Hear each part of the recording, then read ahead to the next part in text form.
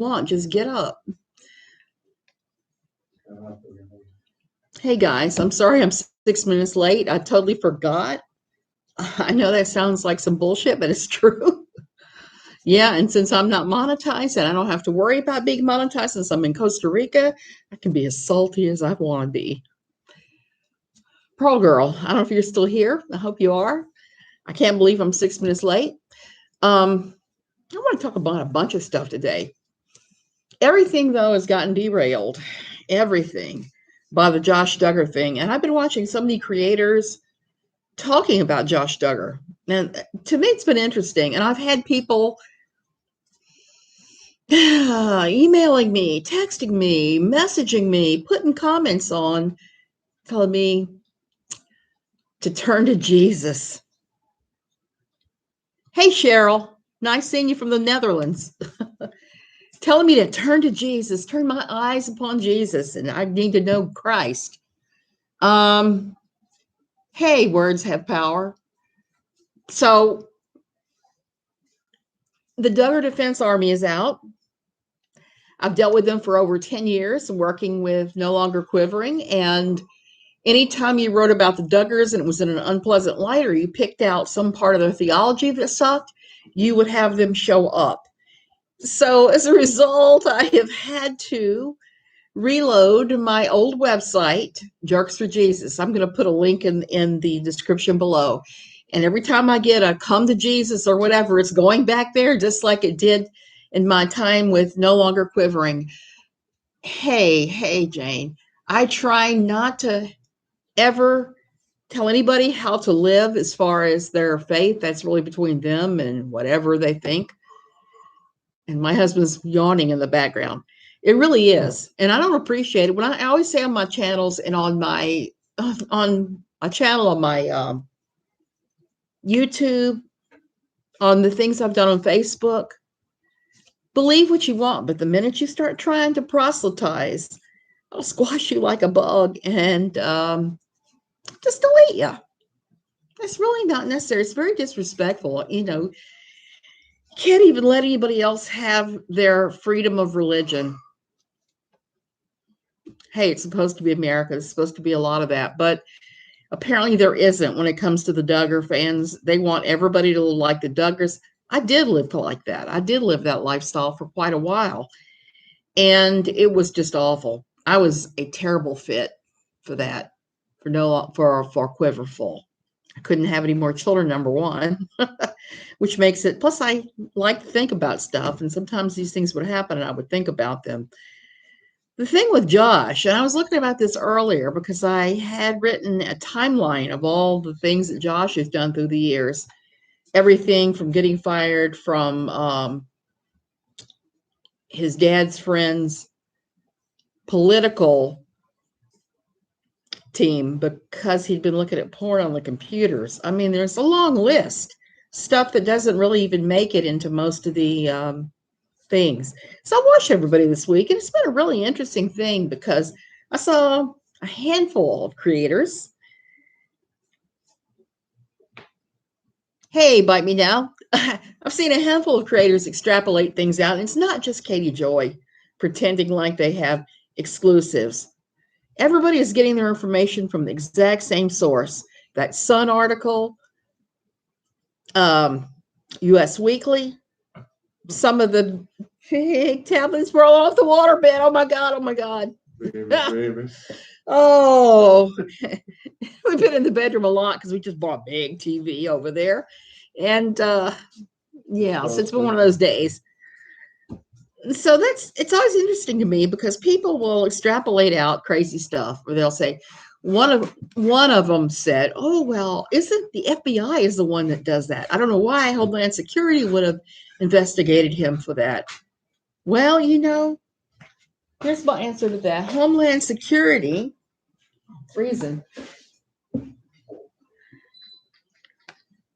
Yes, we have mini splits here. It's only air conditioning in Costa Rica. Here's the thing with Josh and this whole CP or child porn thing. A lot of that porn is made in Eastern Europe. So it stands to reason that if Homeland Security, who does things with the borders and things that are cross-border, would be involved instead of the FBI. Chances are that whatever it was that Josh downloaded was probably from the dark net. And I wouldn't be surprised if what happened was the Homeland Security was watching a provider of this stuff and busting people in the US who were downloading, going to their IP addresses. Josh does not strike me as smart enough to be able to put in the kind of filters and VPN you would need to hide from that. I just don't see it. So that was one of the things I wanted to shoot down. FBI does not do that. That is Homeland Security. If it's cross-border, that's what they do. That's all they do. And say that all of that information is freely available to anyone. U.S. Marshals pick you up when you're wanted by Homeland Security or FBI or whatever. When you're held in your local jail, of course, there's no bail because you haven't gone to arraignment. He's already been to first arraignment. He hasn't been to a bail arraignment yet. That will happen on the 5th, is my understanding. Everybody keeps talking about Jane. I think that's a strong possibility. I think also he's going to play the mental health card. He may play the card that he was not responsible because of the way he'd been raised and he'd been denied proper psychiatric and other types of treatment. Parents, I have a feeling he'll throw his parents under the bus too. I know that when the raid went down with the Homeland Security back in November 2019, we had people. I know. Yeah, exactly. They don't know about jurisdictions. They don't understand who does what in the government. They don't understand that the FBI doesn't do everything. Anything that has an international flair is going to go to some other. Austria. Okay, that's cool.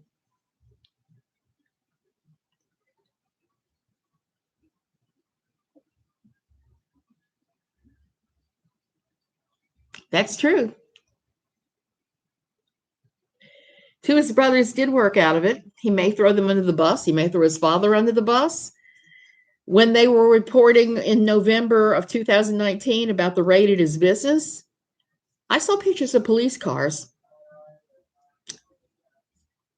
on the compound. Jim Bob has said that there was no raid, that there were nobody at their house, but I can hardly think that they would look at his work computers only.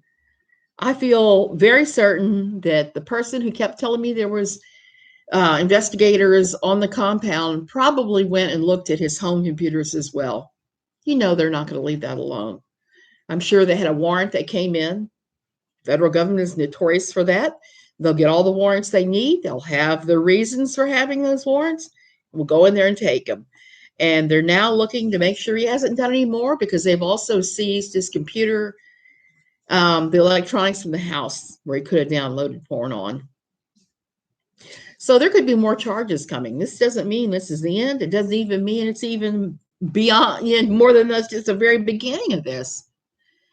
Everybody keeps saying that, and Michelle, that is a wonderful point about them pursuing all over the world, because I know they do. They do. In this digital world, if you're not protecting yourself and they run your IP address, it will lead them right to you. So that's just one of those little things that yeah. And that's why I have my Wi-Fi password protected pretty hard here, because I don't want anyone out on the road by the front gate pulling my internet. I know they can't, because we had to put in a complete separate internet for the guest house because we were too far, even with a booster. We tried it. We had to put in internet that was separate. So they do that. Now,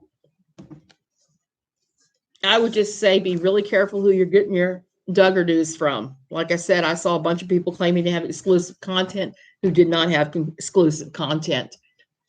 Police wife, I'm so glad to see you.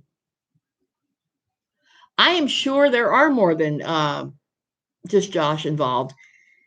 And I feel pretty sure they probably raided the other people involved in the US too, who aren't Josh's family, because that's one thing they're really good at, a coordinated raid and arrest where the people aren't expecting it and they come in and they just do them all. I've seen that happen before too. So tonight it was kind of funny. I had taken like 4 pages of notes because there was so much crap going on this week online. Hi, hey Hoot 3. Yeah, I wonder what else is coming down the pipeline. And I wonder if Josh is going to try to cut a deal. Unless he has something big to give them, they're not going to cut a deal. They've already done their thing. And he has such a history of this and such a history of weaseling out of it each time. I feel pretty certain they're not going to let him do that. They're going to make him serve the time. Now, I heard somebody saying they thought he might only get 5 years per charge, and he may well. The maximum you can get for each charge is 20 years. So that's a maximum of 40. But to be realistic, he probably is only going to get maybe 5 to 10 and serve less than that. We know how the criminal justice code goes. And this is sad because this is one of those sets of charges that I think should carry maximum penalties instead of minimum. They really need to pop these guys. I mean, there are some crimes that you look at the time given and go, really? The Asian countries, yes, Eastern Bloc is hard to go after from what I've seen. I mean, really hard. And can't say it can be done because it can, but there are a lot that go through that. They could come up with more charges. It really depends upon what they find as they go through the rest of his stuff and whatever else there is. Exactly, police wife. That's one thing I do know about the federal government and their prosecutions. They may move slow, but they only act when they have enough evidence to convict somebody, which is why they have like a 97% conviction rate. They're not playing, they're serious, they have the best guys. And that very stoned looking smirk is not going to play well with them. And so I wanted to complain a little bit. I gotta say, I have been looking at Dina Danzig, and I like her stuff. I liked her video she was doing about echo chambers, because we really don't want to be, in an echo chamber. Not even on the Duggars.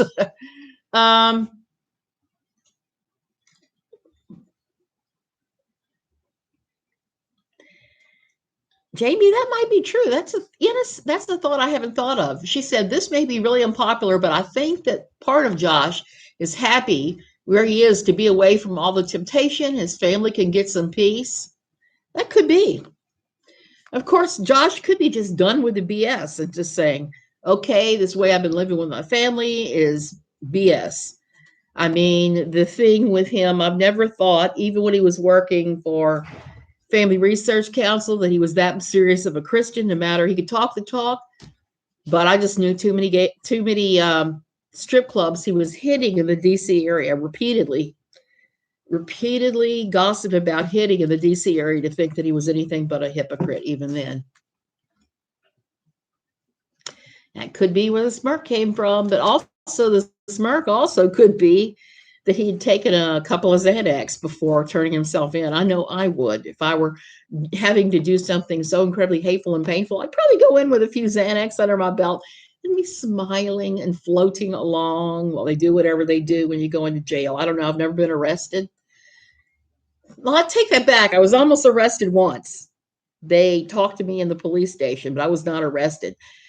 My ex-husband and his friend, I think I was 16. He was considerably older than me, and he had a friend who was in his early 20s.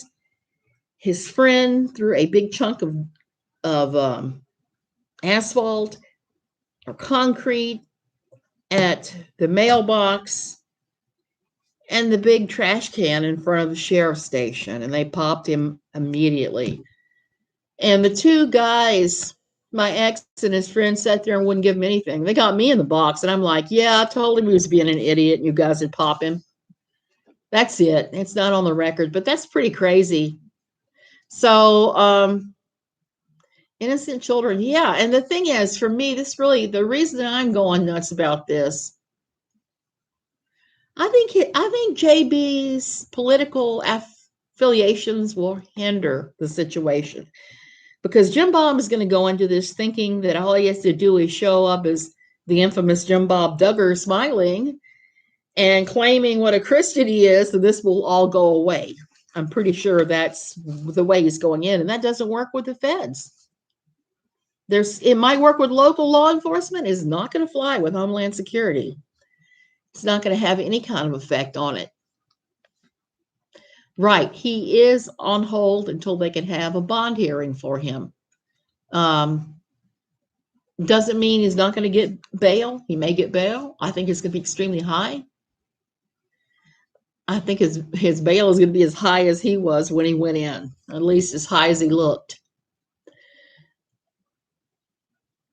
The thing that, right, I agree. To do that to an innocent child is pure sickness.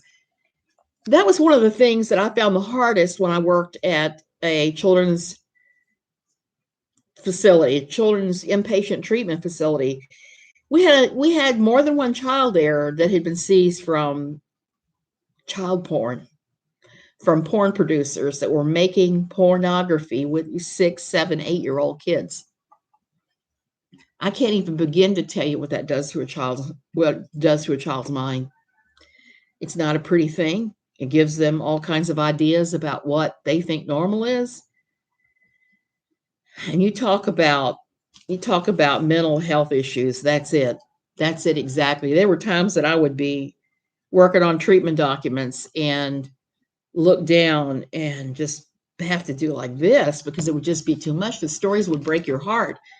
So I kind of have a little bit of an idea of what kind of damage is done to these kids. And it's disturbing. At least with Josh before, it was all adults. Even if he did rough up an adult entertainer, at least she was over the age of 21. And it was supposedly consensual. Hey, good to see you. You have a good night, police wife. Glad to see you again. So anyway, I wanted to, before I got,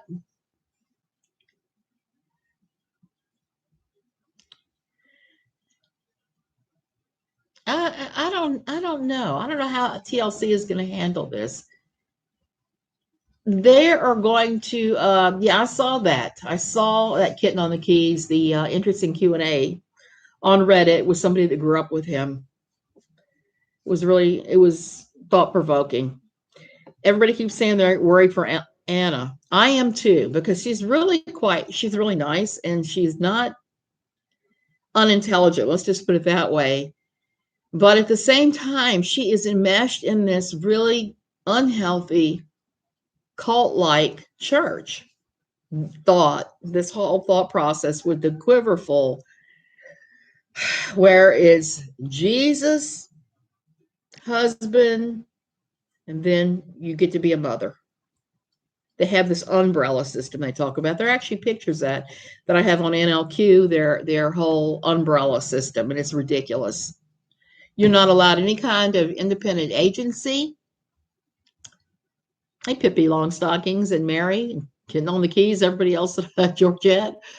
I'm notorious about not catching. So anyway, Anna is under this whole thing, and I think it's going to take her some time. If she comes out of this, and I keep hearing everybody thinks that she's going to eventually divorce Josh, I'm not so sure about that. When you are under that kind of religious pressure from Quiverfull, it can take a long time and a lot of work to take yourself out, to be not quite so enmeshed. And Jim Bob Duggar is not going to allow that. He's going to be sitting on her hard. And we know that at one point, Josh moved everything that they owned to her name. So it's not like she's left without assets at all. So she does have some assets. She had a brother that last time tried to get her to leave. I hope he talks to her again. Going to be praying for her because it's got to be really, really hard. I cannot imagine. And I have been through some things in my life, including my husband was accused of something not that bad by any stretch of the imagination, but he was accused of something having to do with porn one time, and the police seized our computers and looked through everything and just said, no, there's nothing here. And I was really happy. It's a horrible place to be. Hey, Aunt Lizzie. Yeah, I know she's really just knows too much and is predicting it all. Well, her and I, we used to talk a lot about that stuff.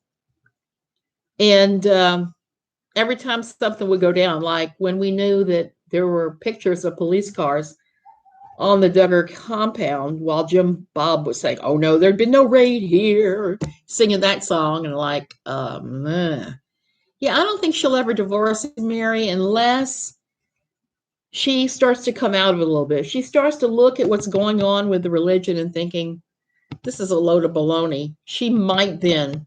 And I think that there are members of her family that would probably be behind her and would gladly help her. It's just been the craziest week because before that, I had all these pages of notes. I was going to defend Aaron EKC. I'm sorry. Aaron. Because there was a creator that I was vaguely aware of that had gone after Aaron for some of the stuff she'd done. It's not anybody that I've known, except that I figured out later, yeah, I know this woman. She was a moderator for Unirock. So,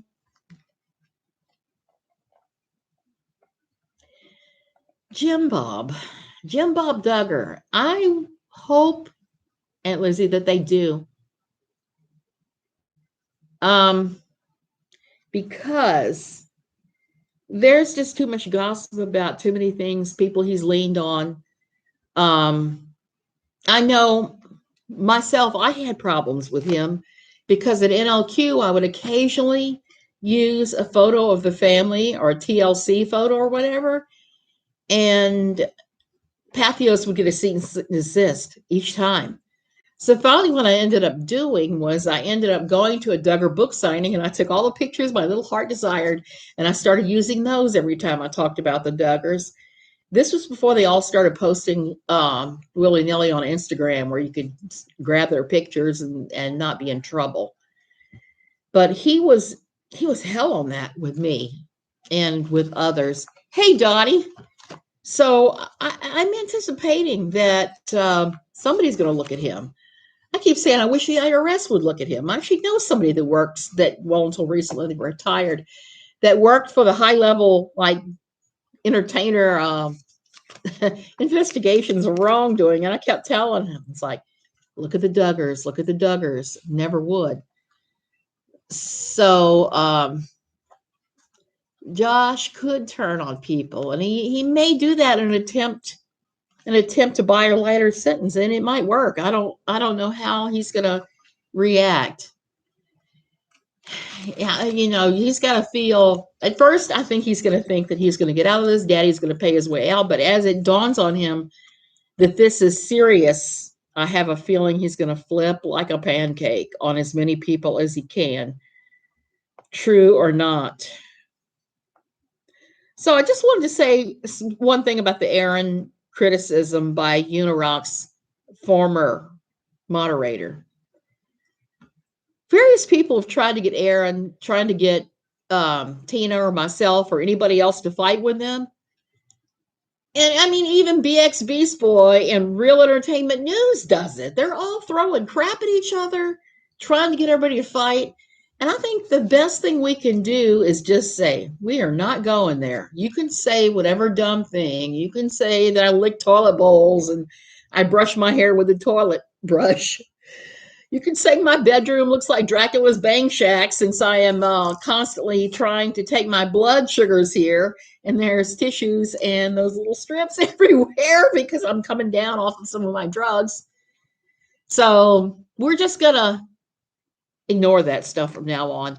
I did have one thing to say. Aaron had a live where the person claiming to be the hacker, the troll, the person was claiming to send Nat all those ugly emails, and everybody else showed up. And this Unirock's mod was mad because we all started poking. We started poking and provoking the hacker. So I'm not ashamed of that. I'm one of those people, I have a crazy sense of humor. If I get somebody who's giving me a hard time like that, I'm going to poke the hell out of them. I'm going to make them lose their mind. The one who loses control is the one who loses.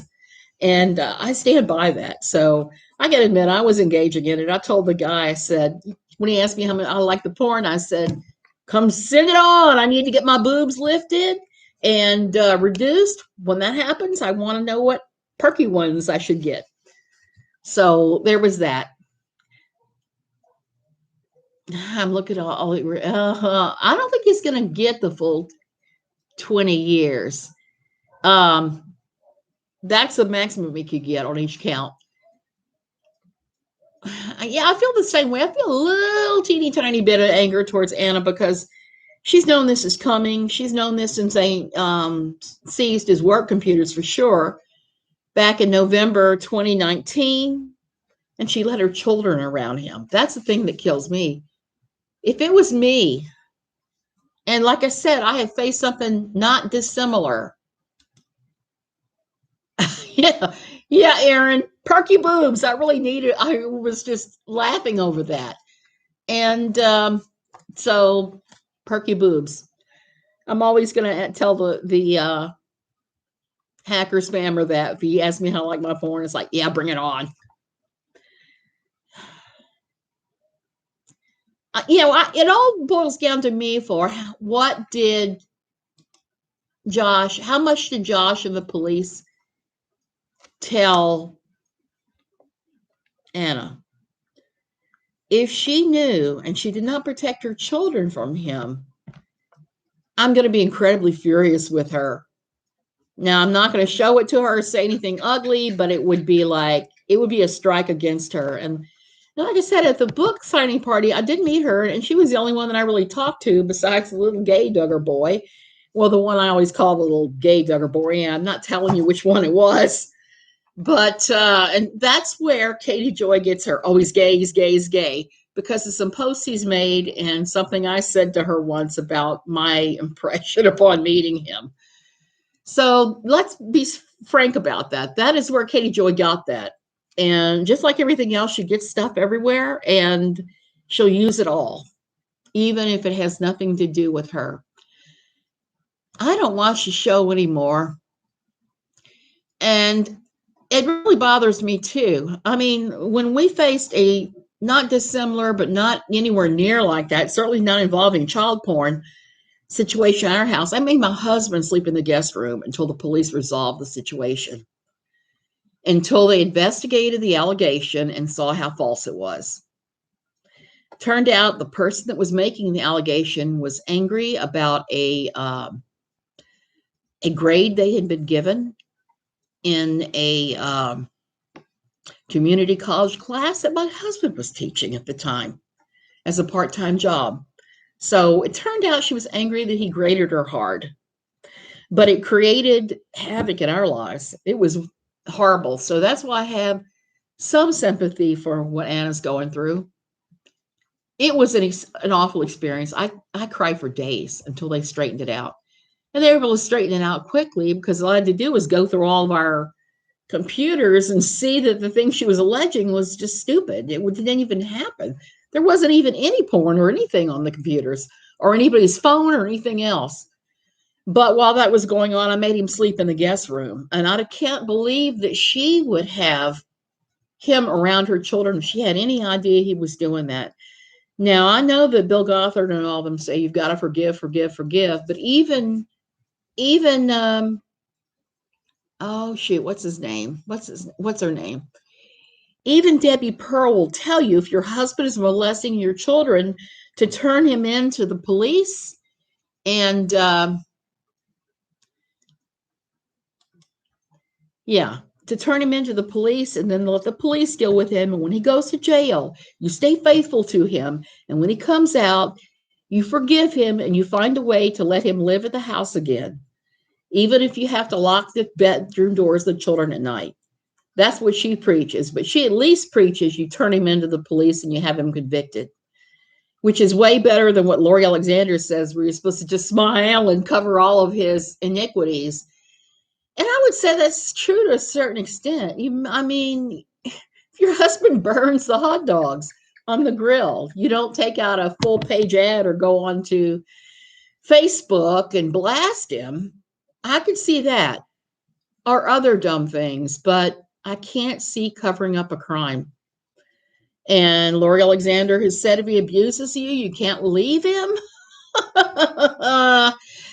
Yeah, no, you absolutely can. And you can, yeah, absolutely, South Bug. You can forgive somebody and never speak to them again. I've had experience with that too in my life with somebody that I wrote about for NLQ in a series called Who Was That Masked Man? It was a guy that kept inserting himself in my life the entire time I was first at church and turned out to be an extremely toxic relationship. I forgave him from a distance because you don't have to let someone into your life that's doing that crap to you. I'm sure she does have limited options, except that Josh moved everything to her name after that rage. So she does have financial stability, unlike a lot of people, at least for now. Yes, she does say that, Erin. She agrees with Larry Solomon, Biblical Gender Roles, and Keith Sharkley Inslee, who also says the same thing. There are a lot of these good patriarchs that believe that the R word is perfectly fine to do to your wife. Larry Solomon goes as far as to say you're allowed to do that to your wife, but you don't look at her crying face. If you look at her crying face while you're doing it, you're sinning by looking at her disobedience and possibly being obsessed with it, possibly being affected by it, I should say. Lori Alexander, KJ's nurse. I love your name. I love your name.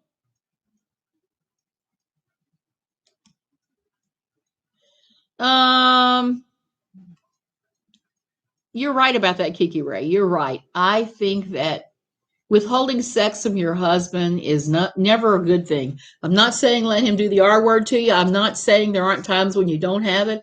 I'm not even saying that if you're not into it, don't have it, because sometimes it's been my experience. I've been married almost 35 years now. I'll be married 35 years at the end of June. There are just going to be some times that you don't feel like it and you don't have a great excuse and you just give in. You say, okay, let's do this. Let's do this. Bring out the lube. Do it the Lori Alexander way.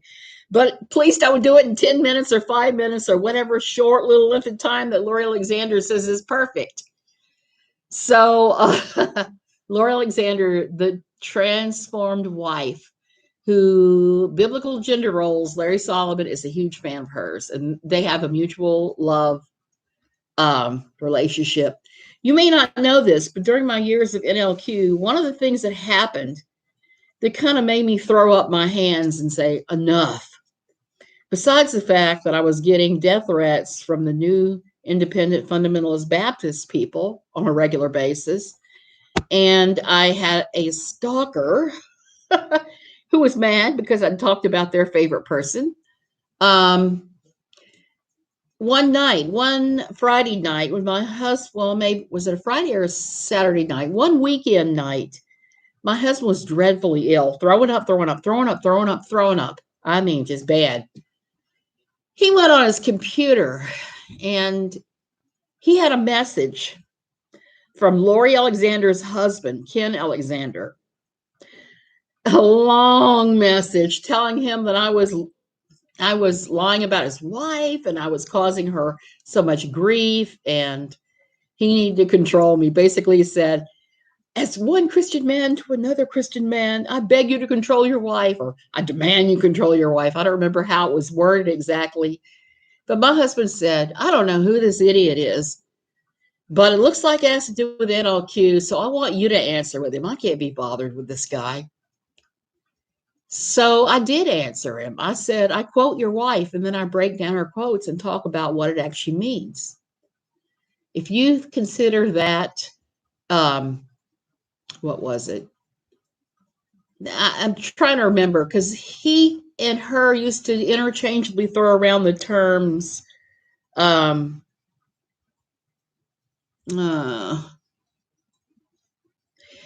used to interchangeably throw around the terms for slander and the other thing. I am having Lexapro brain or senior brain. I'm not sure. Hey, Tiny Dancer. So anyway, he told my husband he didn't want to sue me for slander, which slander is spoken, it's not written. And all I was doing was quoting his wife's writings and then breaking down why it was toxic.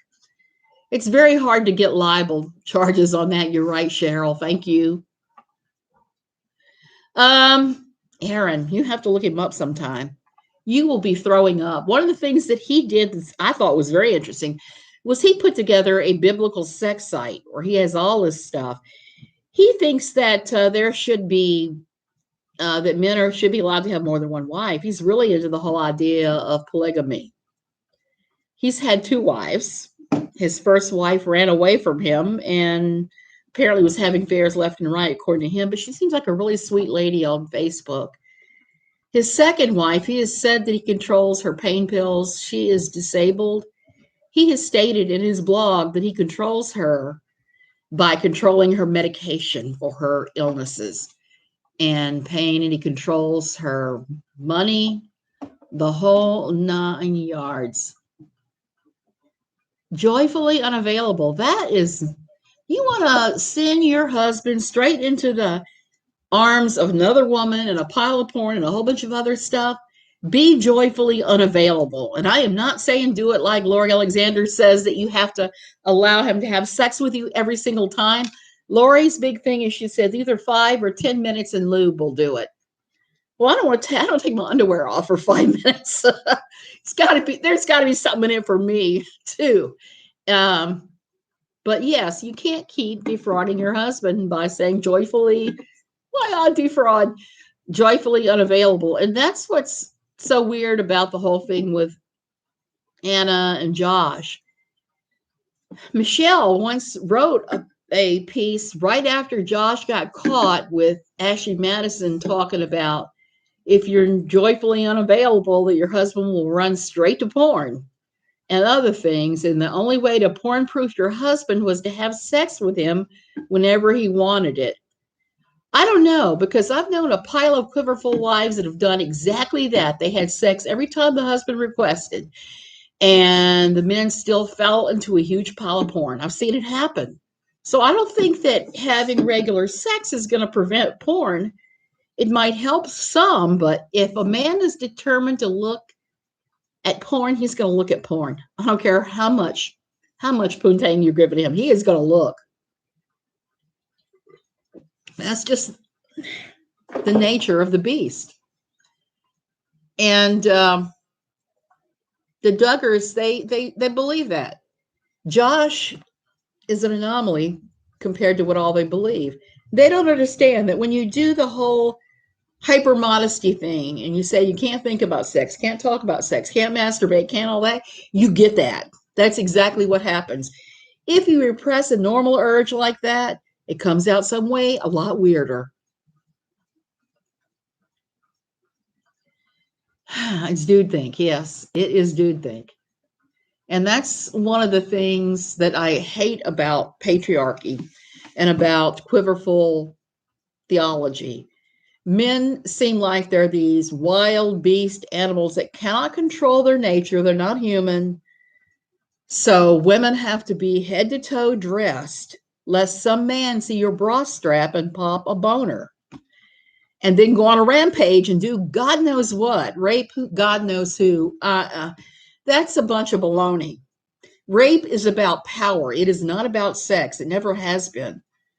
There are some sick individuals out there that do the raping, and if you just look at Larry Solomon's stuff, he and his rape stuff, it all has to do with um, power and control. Power and control. Yeah, it is. It's like a drug. I think if you get that in your system long enough, it becomes like a drug. I don't think that it's easy to overcome.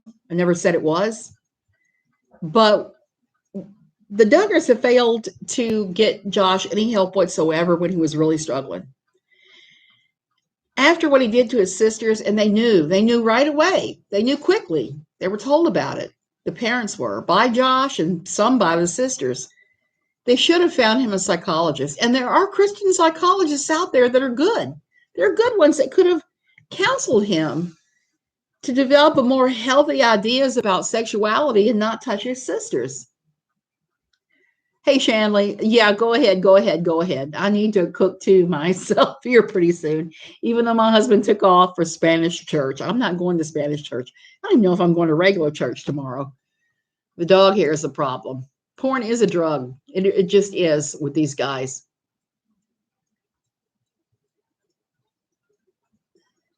It's pretty obvious that porn, that rehab they sent him to, was not, all they did was Bible study and construction work. That was it. It's the same as when they sent him away to Bill Gothard when he got in trouble over his sisters. They sent him away to the Bill Gothard work program where all he did was work. Because Bill Gothard has some interestingly stupid ways of dealing with. I'm closing that because everybody's walking by and looking in my front gate because the husband left it open. Bill Gothard believes that hard work and Bible and all that will cure it. But that is not it at all. Yeah, when sex is repressed and held over your head, it's going to warp your views. And it doesn't help that Jim Bob did things like, I don't know if you guys have seen the clip of him playing mini golf with Michelle, where he comes up behind her and is practically humping her on the mini golf course in front of the children. I suspect that they flaunted that sexual relationship they have in front of those kids over and over. There was probably a lot of hand slappy feely. And if you want to bring your child up, that's not really good.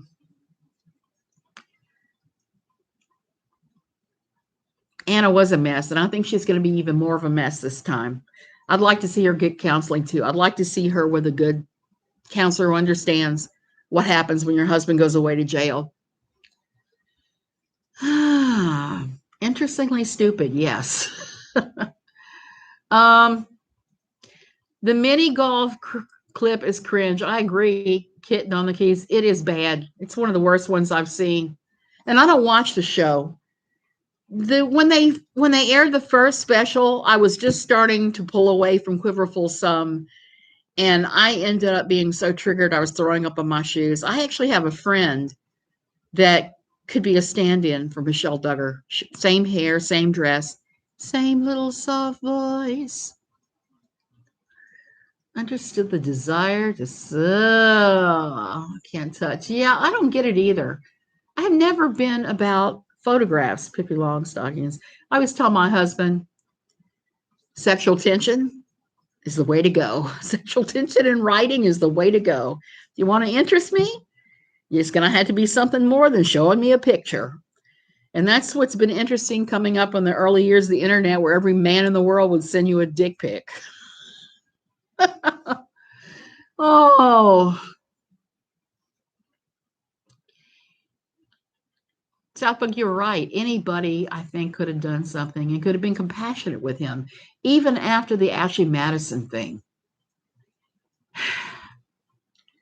And none of this had to happen. That's what's so terrible about it. None of this is necessary.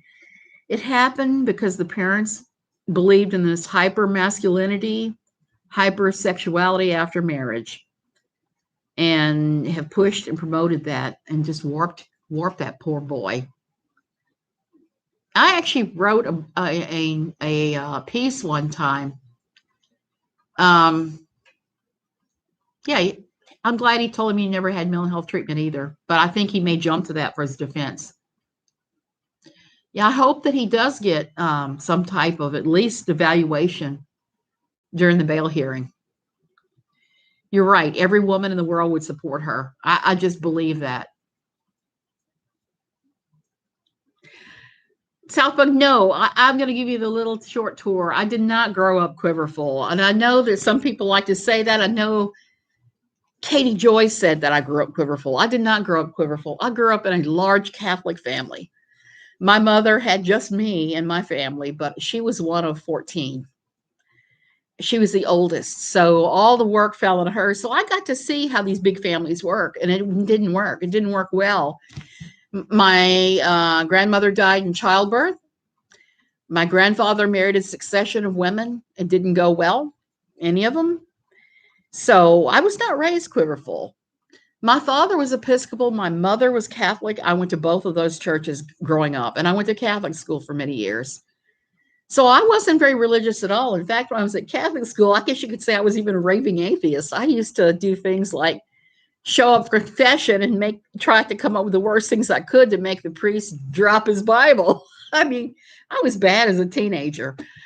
But I became Quiverfull in my 30s. My youngest child, when she was 4, we used to have a convenience store we owned at the foot of the hiking trails for the Shenandoah National Park. We made a lot of money. It was a nice place. We enjoyed it. We had a flood. The flood came through, roaring through it about 24 inches deep. My daughter and I were both standing in that water. About 6 weeks later, we both got dreadfully ill. She ended up with ITP, idiopathic thrombocytic purpura. I guess that's how it's pronounced. Basically, her body was killing off her platelets, and they did not know why. And we struggled with that for 2 or 3 years and all kinds of treatments. So what happened is this guy that I wrote about for No Longer Quivering under the title, Who is That Masked Man?, who was a friend of my husband's, inserted himself. And I was at the depths, the worst part of my life I'd ever been. It was depressed. Every day I thought about killing myself. It was that bad. Things had gotten that bad. My life was just a living hell of trying to clean out the store, trying to take care of my desperately ill child, all kinds of stuff.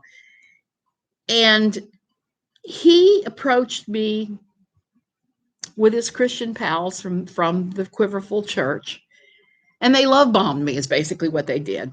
And I was so hurt and so upset and so depressed at that moment that when they love bombed me, they got me into the church. I joined. Silly me. You know, it seemed like a good thing. It seemed like a good, healthy thing. There were lots of families, lots of kids my children's age. At that point, the church, I did not realize they were Quiverfull. That wasn't being preached at that time. It seemed like it was a conservative church at that time. So we joined. And I started drinking the Kool-Aid. My husband never did, and he always had problems there. He had problems with everybody there. They would not allow him any kind of leadership role. There I was on the healing team. I was on this. I was doing that, you know. I was on worship team for years and years and years, and my husband was just not down with it. He was having a depression at the time too, and we didn't really know why. Later, we found out that the depression was caused by a tumor on his parathyroid glands. It was chemically driven. They kept telling him that he had a demon in him. They kept telling him that he didn't trust Jesus enough. There was all this So we went through a lot of, yeah, we went through a lot of crap there. And I just kept looking at Jesus and saying, this is all this minor stuff. Let's not pay any attention to this. Raising up my kids in this, but at the same time, having to tell them sometimes, like, at a hyper purity event one time, it was like, please don't think this. It's perfectly fine to masturbate. These people are wrong about this. And my youngest even went so far as to become straight edge, and she took the purity pledge and got the purity ring and was upset that her father and I didn't embrace this. So there were some things I didn't totally go along with, but what happens, I had a bunch of miscarriages. I could not have any more children. And I was frantic about this because we've been told many times by my daughter's immunologist to have another child and bank the cord, because it may come to the point where we need that cord to give to her for her healing. They might have to do God knows what and give her the cord, blood and various things. So we were trying to have another child to fulfill that. And because we've been told no birth control, have as many children as you can, bring them up as warriors in the Lord. And towards the end, what happened is a lot of us kind of split off and started going to Toronto Airport Christian Fellowship. I don't know if you've ever heard about them. They were they had revival, constant revival there in Brownsville, Assemblies of God in Pensacola, whole bunch of churches, IHOP over there in St. Louis area. So we started going to these places, Bethel Redding, up to Pennsylvania, to Harrisburg, where Voice of the Apostles conference was held. So I started doing the conference hopping thing, and I was going with my friends to all the places where the weird stuff was going on. Exactly, South Bog. Exactly. So I started going to the weird places. If there was reports of gold dust falling from the ceiling, people being healed miraculously, holy laughter, people rolling on the floors, roaring like lions or whatever, I was there. I did soaking prayer for a long time. I was a soaking prayer facilitator through Toronto. I spent a lot of time going to conferences and just doing the weird stuff.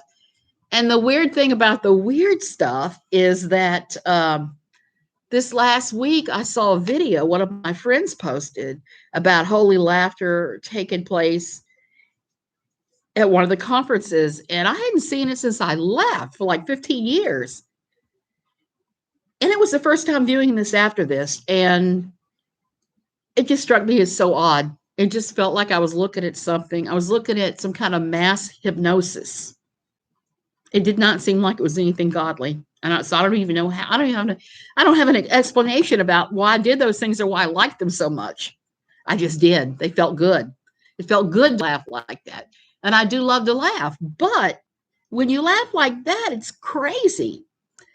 I mean, it just sounded like Bedlam on the one that I heard. So I actually wrote a piece for John Pierce at A Tippling Philosopher this week, talking about that very piece. It was piece of film. It was very, very triggering, and I was like all over the place after I watched that.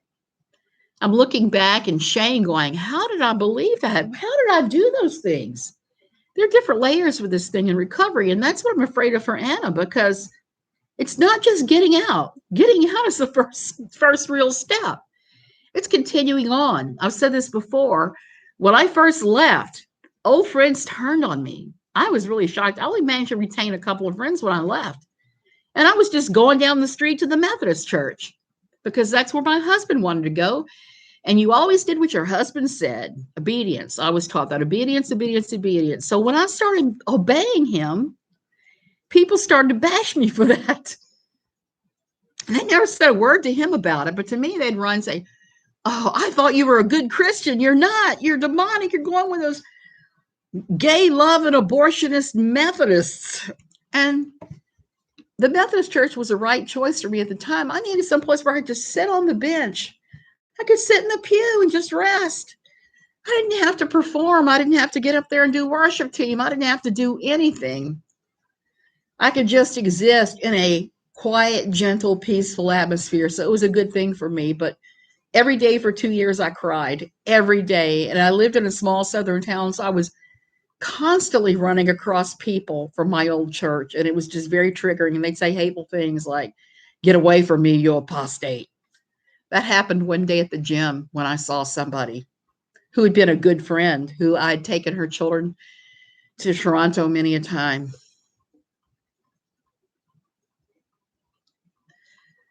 Yeah, that's a lot of spooky religious control. You are absolutely right, Pippi Longstockings. It was. And to be able to come out and 15 years later see how dangerous that is still. And it's interesting because my old fundamentalist Quiverfull church exploded after I left. About less than a year later, it just came apart at the seams. Some people went on to the signs and wonders stuff that I was talking about. Some people went on to a regular church.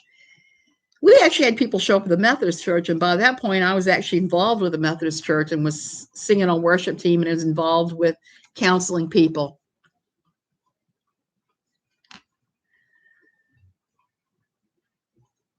Yeah, South Bug. That was really the hard part of it.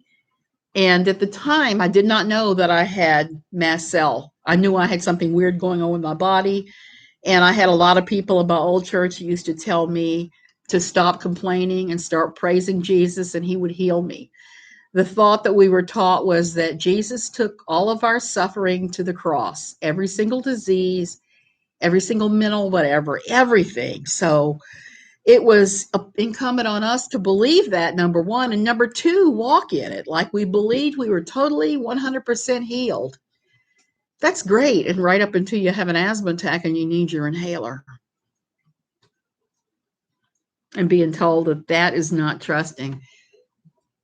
I got out because of my hysterectomy, really, because when I started having such severe problems, it became apparent I was going to have a hysterectomy because I couldn't live with twice a month, DNCs, and various things that were going on. So I scheduled the hysterectomy. I finally decided to go ahead and have it, even though I was being told not to have it. And I had so many people told me I could not have a hysterectomy. If I had a hysterectomy, it was not trusting Jesus. Jesus could fix my poor backwards uterus and my bleeding disorder that was causing me to have all kinds of miscarriages. So there's that. And the way people acted about that and how harassed I was the point where I'd already started to pull away some. But that was really the thing that clinched it. That and my husband going to the Methodist church and everybody telling me to divorce him. It was just like, no.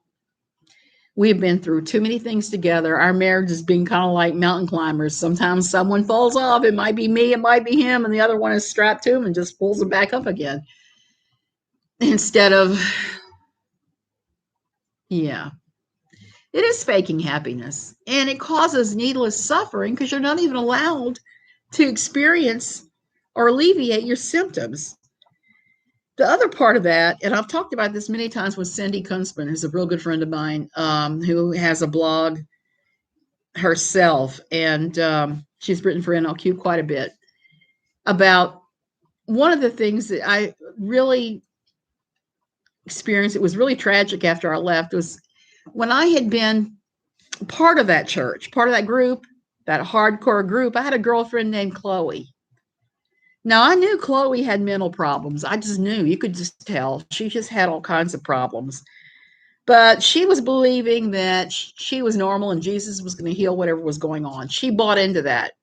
She also did not believe in medicine for anything. She got a real bad headache about 10 years after I'd been out. Went to the ER, first time going to the hospital since she was a child. And they ran tests and discovered she had uterine cancer so badly, they gave her 2 weeks to live. She spent the last 2 weeks of her life going from conference to conference to conference to healer, trying to get a divine healing. Such a waste of a life. She had her problems, but I really loved her. She cut me off. And I was really grieving for her for a long, long time after she died. And because she had told me I couldn't speak to her again, I did not feel the freedom to reach out to her in the last 2 weeks of her life. Good night, Kiki. I'm sorry I'm talking so long. Everybody's ditching for dinner. I may have to do the same soon. I was supposed to cook a special dinner for my husband when he comes back, but who knows when that'll be because church, you don't know. So there's that. And that's my story of getting in and getting out. And it was really good at first. I'd say the first 5 or 6 years I was in the church, I actually benefited from it. Our family benefited from it. But once it started to get more and more insular and more quiverfull, it started to turn into a bad dream, a nightmare. And now Al Mohler has bought the church building from the few people left there who pocketed the money and planted a Baptist church there in that particular church building in Virginia, and made elders of all the most toxic people that were still left there that had run off every other person. So that's my story. I'm hoping one day that Anna Duggar has a story that she can tell. Write a book. I really think that would be, if she left, and that would be big, and I hope she does leave. I hope Jill Dillard reaches out to her because I think Jill would help her a lot. I think that, yeah, he did. He pulled me out. He pulled me out, really. He did. Even though he told me that I could stay if I wanted, but they were harassing me so badly after he left and telling me to divorce him. How is that biblical? I don't know.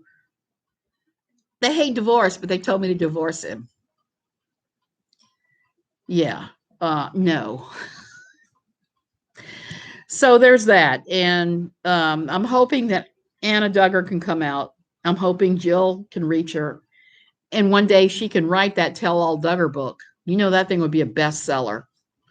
And it wouldn't even have to be ugly. It would just have to, explain a lot of the unexplainable and all the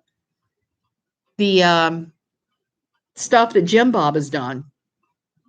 Because he's done a lot of super controlling things through the years and not exactly operated himself with the most integrity, regardless of what he said. I mean, the stories that come out of Springdale, Arkansas, people I've talked to, they're not good.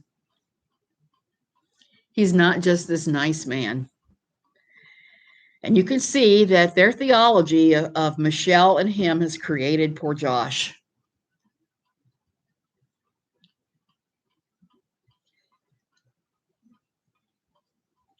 You're right. It's not a game. You're absolutely right, Salbug. I feel the same way. And it's kind of funny because after I came out, even though I'm still Christian, I have friends from practically every walk of life. I have Buddhist friends, I have Jewish friends, the whole spectrum, and I'm fine with that. I'm fine with that.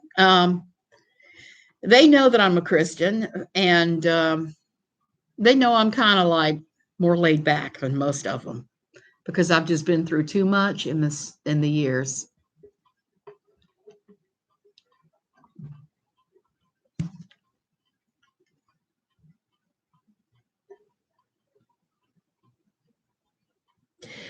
I agree. People are inserting themselves. That's one of the things that has really upset me through the years when I've written about Quiverfull, because I've been part of it, is there are people that insert themselves.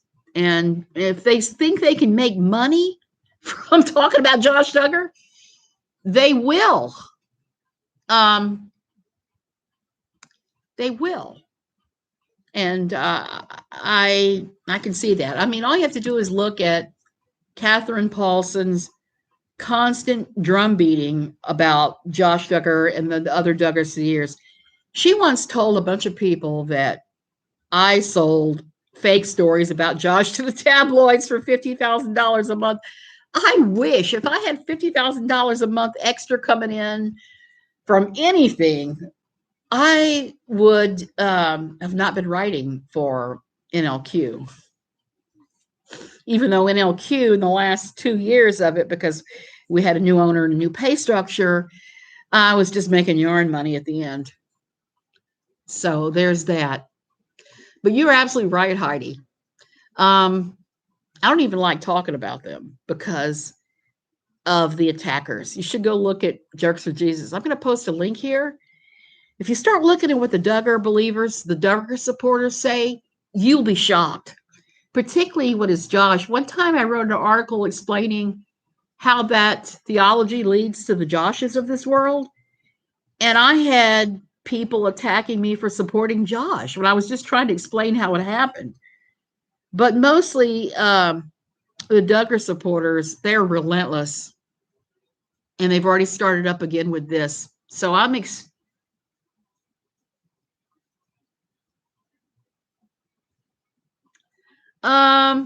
Lori Beth, I think that I probably need to block you because that is not true. And I don't know who you are, but I suspect I know where you came from. I don't like porn. I think porn is disgusting, but it doesn't do anything for me. It never has, it never will. Okay, let's go ahead and boot your ass. Because I'm not putting up with that shit from anybody.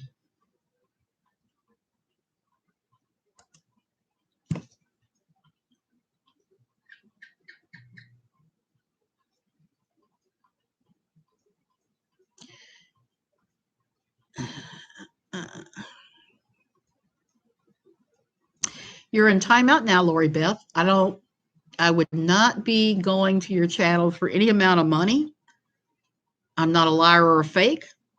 I've been very open about who I am, and that's the most I'm going to say to you about anything.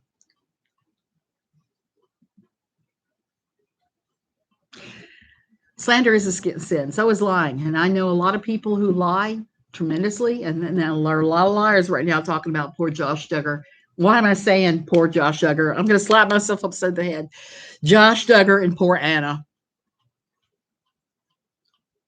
That's exactly what you do. You just boot them out. When they start acting like that, that is it. You just don't put up with that. Some of the people that I've seen going into like Aaron's chat and people are trying to start fights, and that's an prime example.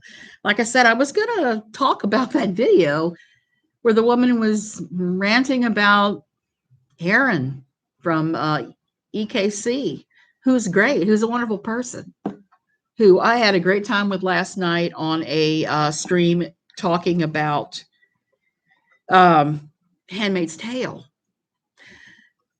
It's a new channel, the Dogwood. She's talking about it. I'm going to put a link to that too. And it was a lot of fun.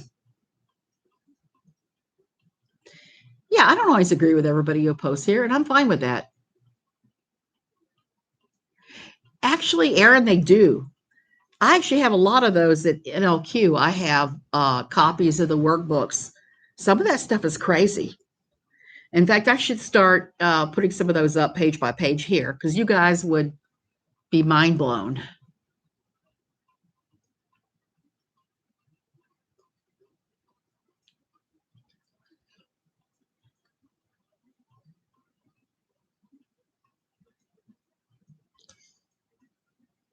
Made everything worse. It happens.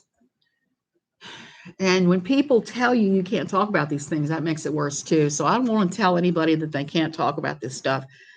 I just think that we need to be careful how we do talk about this stuff because you got to remember Anna and the kids, and they're the real victims in this more than anybody else.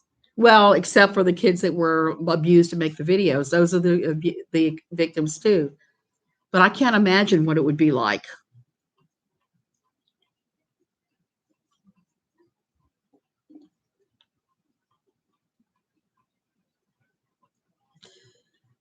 Heidi, that is something else. Yeah, I am gonna have to go to. I've got to go cook dinner now. I haven't cooked dinner yet. I was kind of late eating lunch, eating breakfast, and so now we're late with dinner.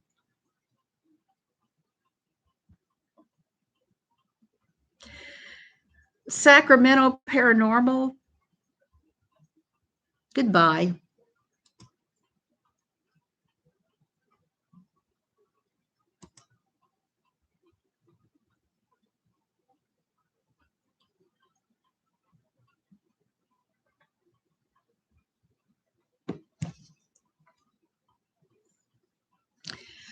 So I am going to go ahead and go because it looks like the little shit weasels that have been trying to start trouble are here. And I don't have time for that. I don't know about you guys, but I don't really want to fight with any of them. I have my opinions on people. I go to the live streams of the people that I like. I stay away from anybody else I don't like. Yeah, when the trolls come, you have made it. That's what's really funny. It's comedy. Except that I used to deal with this all the time in NLQ. Anytime I talked about the Duggars in any way, shape, or form, hundreds would swarm. And they've started swarming again quite easily.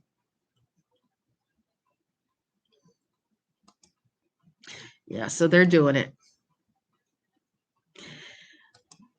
So anyway, you guys have a good evening. I'm getting tired here. I can't believe I talked an hour and 10 minutes. I'm starting to get all kind of strange on my voice. So y'all have a good evening. Love everybody. Except for you trolls. I don't love you guys. I think you guys need to just jump off the nearest bridge. And there you go. Okay, in stream. You guys have a good evening.